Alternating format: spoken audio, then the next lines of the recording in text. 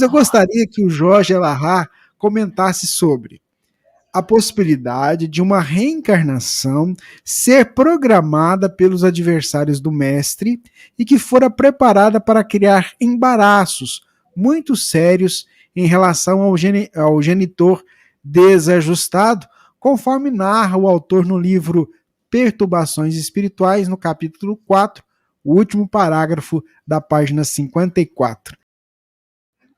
Muito bem, vamos lá. Essa questão da reencarnação que ocorre e que a gente encontra em algumas obras espíritas que tenham a participação das entidades perversas, é uma informação que às vezes causa estranheza em muitas pessoas. Porque diz assim, mas como assim os espíritos perversos são capazes de planejar uma reencarnação? A reencarnação não é feita a partir dos mentores e do bem que se possa fazer? Como que a gente encaixa essa ideia de que os maus estariam trabalhando na reencarnação? A gente precisa ver alguns pontos.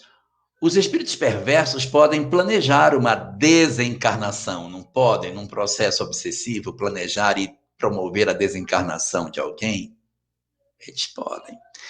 Os espíritos perversos podem influenciar alguém a tomar uma decisão impulsiva e até partir da vida por vontade própria. Então, eles influenciam num processo de desencarnação, sim. E eles podem também promover um processo de reencarnação? Podem. Nós encontramos várias citações disso nas obras, principalmente de Manuel Filomeno. Desde a primeira delas, Bastidores da Obsessão, nós já encontramos ali um caso desse tipo, de entidades perversas trabalhando para promover a reencarnação de um obsessor. Não é? Na verdade, não. Em Bastidores da Obsessão, não.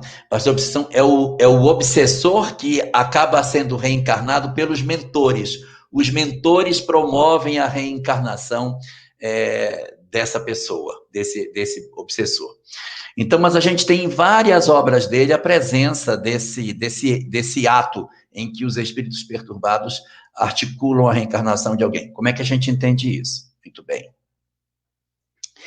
Quando a reencarnação está sendo feita, quais são os conhecimentos que eu preciso para promover uma reencarnação? São conhecimentos técnicos.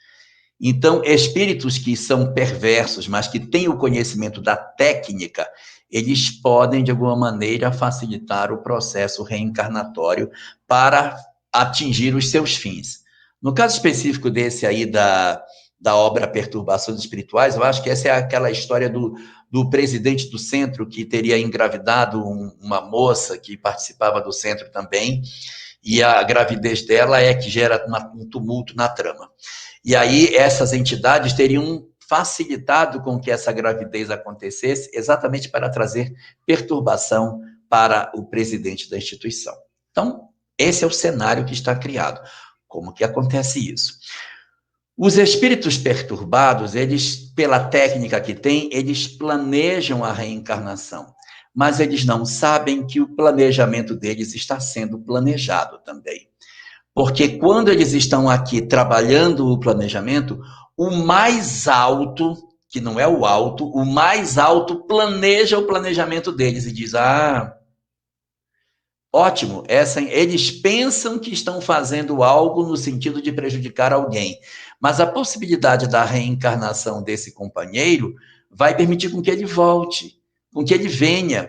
Mas vai perturbar a pessoa sim, mas a gente tem que observar que uma coisa não tem nada a ver com a outra. Eles estão planejando a reencarnação daquela entidade e que vai ser um instrumento benéfico, ele vai poder voltar. Ótimo, deixa eles planejarem, deixa ele vir. Mas e o presidente do centro? Sim, mas é uma consequência do livre-arbítrio dele. Não é que seja para perturbá-lo, não é que venha para perturbá-lo, mas é assim que eles acreditam que as coisas sejam, só que o mais alto está aproveitando. Então, da ótica mais terrena nossa, eles estão fazendo isso para perturbar a pessoa. Essa é a nossa visão terrena. Mas do mais alto, alguém diz, deixa fazerem, porque nós temos um plano em cima desse plano. Eu resgataria aqui o acho que é o número 12, se não for o 12, é o 13, do livro Missionários da Luz, o Reencarne de Segismundo. Nesse momento que acontece o reencarne de Segismundo, quem fizer a leitura da obra vai perceber esse momento. Os mentores estão ali trabalhando na conexão do espermatozoide com o óvulo, para promover a concepção e assim a ligação entre Segismundo e o ovo que acaba de se formar. Então, eles estão ali atuando nesse mecanismo, achando, isso aí são os mentores achando que são eles que estão executando tudo. Mas André Luiz diz que depois de conectado ali aquela vinculação do espírito com o corpo, ele diz, e depois vimos descer do mais alto uma coroa de luzes que se colocou sobre o quarto, como que se de mais acima alguém abençoasse o trabalho que estava sendo feito. Quem fez a coroa? Os mentores que estavam ali, Alexandre e André foi que fizeram? Não.